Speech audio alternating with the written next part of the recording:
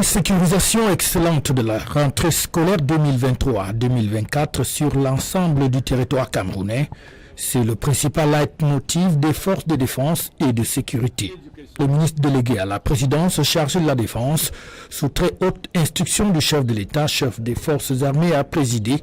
la réunion d'évaluation sécuritaire en prélude à la rentrée scolaire. Le cap a donc ainsi été fixé et des consignes données. Il y a lieu de relever que la présente rencontre se tient dans un contexte sécuritaire mondial secoué par des bouleversements, charrié par la contestation d'un ordre mondial unipolaire et des aspirations profondes pour un monde multipolaire et plus équilibré.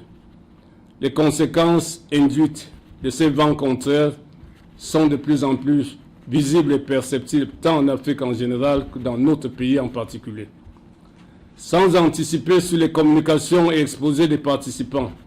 au cours de notre rencontre pour un round-up approfondi de la situation générale actuelle du pays en ce moment, je dirais succinctement sur le plan interne que diverses menaces sécuritaires sont prégnantes dans certaines parties du pays. Le ministre de l'administration territoriale, le DGSN, les secrétaires d'État de la gendarmerie et des anciens combattants, sans oublier le représentant de la Direction générale de la recherche extérieure, prennent une part active aux travaux qui seront constitués dans leur fond des exposés de la situation sécuritaire dans les 10 régions du pays présentés par les différents commandants de régions militaires et de gendarmerie, mais aussi des interventions spéciales et contributions qui viendront de la part non seulement des secrétaires d'État, mais aussi du chef d'état-major des armées. Ainsi qu'une discussion générale qui doit en principe aboutir à des instructions qui seront destinées à qui de droit, c'est-à-dire le chef de l'État. Leur application sera donc sur le terrain. On a aussi anticipé sur la sécurisation des fêtes de fin d'année, notamment Noël 2023 et Nouvel An 2024. Nous devons pleinement être conscients de ce que la sécurité du pays à cette occasion particulière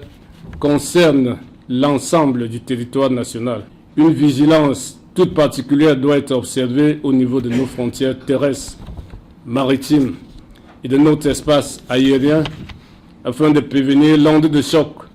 des soubresauts et conséquences des crises politico-sécuritaires en cours dans certains pays voisins et qui se manifestent parfois par un afflux de réfugiés, notamment dans les régions de l'Est,